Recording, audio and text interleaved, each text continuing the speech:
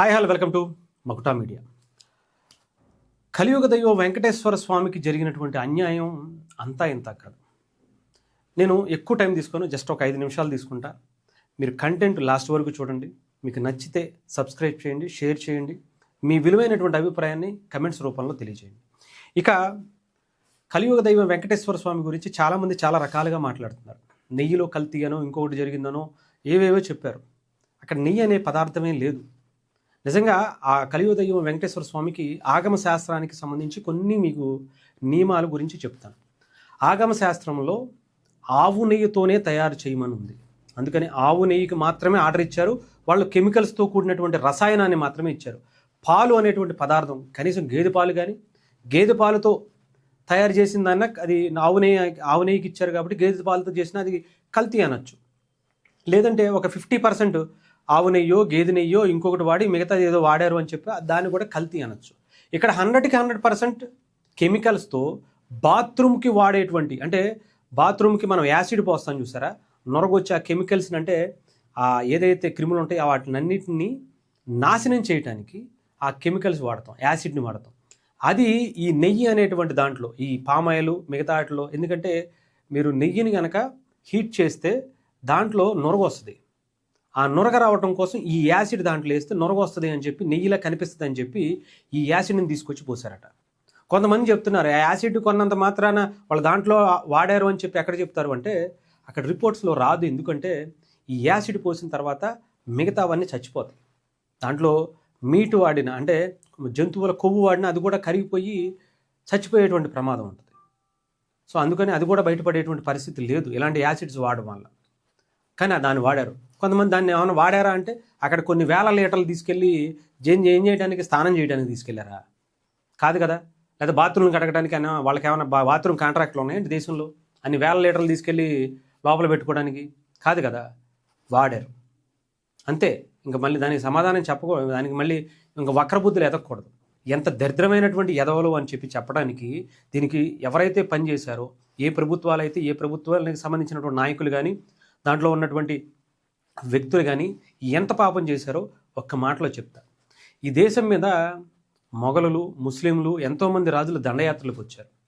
ఆ తర్వాత బ్రిటిష్ వాళ్ళు ఇక్కడికి వచ్చి మన నిధుల్ని, నిక్షేపాలని కొల్లగొట్టుకుని వేరే దేశాలకు తీసుకెళ్ళిపోయారు. వాళ్ళు కూడా ఎన్నో హిందూ దేవుళ్ళని, హిందూ దేవాలయాలని ధ్వంసం చేసి చాలా చాలా ఆనందం, పైశాచిక ఆనందం పొందారు. కానీ తిరుపతి వెంకటేశ్వర స్వామి దగ్గరికి మాత్రం రాలేకపోయారు. వచ్చినా కూడా ఏమీ చేయలేకపోయారు. ఆఖరికి బ్రిటిష్ వాళ్ళు, పరాయ దేశస్తులు మన దేశాన్ని పరిపాలించినప్పుడు కూడా, శ్రీకృష్ణదేవరాయలు కట్టించినటువంటి గుడి అది. ఆ తర్వాత వచ్చినటువంటి బ్రిటిష్ వాళ్ళు కూడా ఆ గుడిని టచ్ చేయడానికి సాహసించాల. ఆయన అంత పవర్ఫుల్ అయినటువంటి వ్యక్తి. అలాంటి ఆగమ శాస్త్రం ప్రకారం ప్రసాదాల్లో ఆవు నెయ్యి మాత్రమే వాడాలి. దాని ద్వారా మిగతా ఉండేటువంటి ఏవైతే ఉంటాయో, ఏ ప్రసాదం అయితే, ఏ ఫుడ్ అయితే దేవుడికి ప్రసాదంగా పెడతారో, నైవేద్యంగా పెడతారో అన్నింటిలో కూడా ఓన్లీ ఆవు నెయ్యిని మాత్రమే వాడాలి అని ఆగమ శాస్త్రం రాసింది. ఎందుకంటే ఆవు నెయ్యి తల్లి తర్వాత, తల్లి కన్నా ఎక్కువ చెప్పాలంటే అక్కడి నుంచి ఆ ఆవు నుంచి మనకి పోషకాలు ఉంది. అలాంటి ఆవు మనిషికే కాదు ప్రకృతికి కూడా మంచి చేస్తుంది. అలాంటి ఆవు నుంచి మాత్రమే నెయ్యి వాడాలి. ప్రసాదం తింటే వాళ్ళలో ఏమన్నా ఉంటే సర్వరోగ నివారణగా ఈ ప్రసాదం పనిచేయాలి అని ఆ ఆగమ శాస్త్రంలో ఇలాంటివి నియమాలన్నీ కూడా పొందుపరిచి చేసుకుంటూ వచ్చారు. బ్రిటిష్ వాళ్ళు కూడా ఏం చేయలేకపోయారు. బ్రిటిష్ వాళ్ళ కన్నా ముందు మొఘలులో, ఇంకొకళ్ళు ఎవరో ఎంతోమంది వచ్చినా కూడా దీని మీద ఎవరు వాటి జోలికి వెళ్ళలేకపోయారు. కానీ జగన్మోహన్ రెడ్డి గారు వెళ్ళారు. వాళ్ళకన్నా క్రూరమైనటువంటి వ్యక్తి వైఎస్ఆర్సీపీకి సంబంధించిన వాళ్ళని చెప్తా. ఎందుకంటే మీరే ఆలోచించుకోండి. బ్రిటిష్ వాళ్ళు కొన్ని 100 సంవత్సరాలు పరిపాలించారు. ఎప్పుడు కూడా ఇలాంటి నీచమైనటువంటి పని వాళ్ళు చేయలేదనే చెప్పాలి. ఎంత అంటే ఒక్కసారిగా ఇన్ని కోట్ల మంది ప్రాణాలను తీసేయాలనేటువంటి ఆలోచన వాళ్ళు కూడా చేయలే. ఏదో జంతుకు కవ్వు కలిపితేనే అపచారం అంటే ఆ దేవుడిని కొలుస్తున్నటువంటి ఇంతమంది భక్తులను ఇలాంటి విషం పెట్టి చంపేయాలనుకున్నారు చూసారా? మీరే ఆలోచించండి. బ్రిటిష్ వాళ్ళ కన్నా, మొఘలులు, ముస్లిం రాజుల కన్నా దారుణమైనటువంటి వ్యక్తులు దీంట్లో ఉన్నారో లేదో మీరే చెప్పండి. అంతకన్నా దారుణమైనటువంటి కుట్రలు చేశారు. అంతకన్నా నీచమైనటువంటి పనులు వీళ్ళు చేశారు కాబట్టి వాళ్ళకన్నా దారుణమైనటువంటి కర్మ వీళ్ళు అనుభవిస్తారు. ఎలాంటి కర్మ కాదు, ఎవరు ఎప్పుడూ చూడనటువంటి కర్మ డెఫినెట్గా దానికి సహకరించినటువంటి ప్రభుత్వాలు, దానికి సహకరించినటువంటి బోర్డు మెంబర్లు, ప్రతి ఒక్కళ్ళు కూడా. మీరు గతంలో మనం చాలా సందర్భాల్లో చూసుంటాం. రామాయణ మహాభారతాల్లో మనకి కొంతమంది యాగాలు చేస్తుంటే దేవుళ్ళు, కొంతమంది రాక్షసులు వచ్చి దాన్ని నాశనం చేయటానికి పైనుంచి మాంసము లేదంటే వ్యక్తుల్ని చంపేసి కబేళాలను తీసుకొచ్చి దాంట్లో పడేస్తూ ఉంటారట. ఆ యాగాన్ని ఆపేయటం కోసం, లోక కళ్యాణం కోసం, మంచి కోసం చేసేటువంటి యాగాల్లో ఇలాంటి రాక్షసులు ఇలాంటి పనులు చేస్తారట. అలాంటి పని జగన్మోహన్ రెడ్డి గారు చేశారు.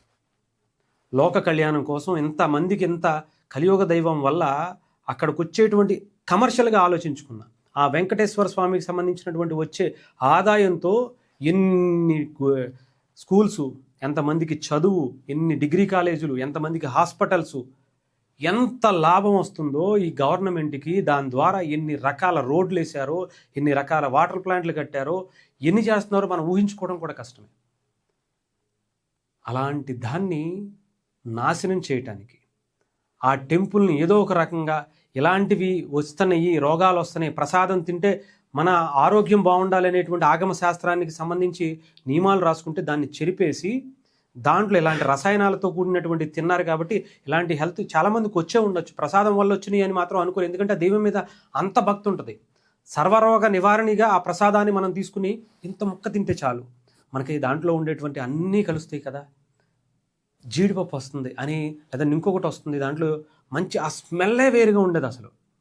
అలాంటి దాన్ని తీసుకుంటే మనకి హెల్త్ బాగుంటుంది అనుకునే వాళ్ళందరినీ కూడా డైవర్ట్ అయిపోయేలాగా, వాళ్ళ క్యాన్సర్లు వచ్చేలాగా, వాళ్ళు ఎన్ని రకాల రోగాలు వచ్చేలాగా కుట్రలు పన్నారు. వాళ్ళని ప్రాణాలే తీయటానికి ప్లాన్ చేశారు అంటే మీరే ఆలోచించండి. ఔరంగజేబులో లేదా ఇంకొకళ్ళో, బ్రిటిష్ వాళ్ళలో వాళ్ళకన్నా దుర్మార్గుడని నేనైతే చెప్తాను. మీరేమంటారు? కమెంట్స్ రూపంలో తెలియజేయండి. ఎలాంటి కంటెంట్ చేస్తే బాగుంటుందో కనీసం నాకు ఒక సలహా ఇచ్చినా కానీ నేను స్వీకరిస్తాను. డెఫినెట్గా మీ అభిప్రాయాన్ని మీరు షేర్ చేయండి, కమెంట్ రూపంలో తెలియజేయండి.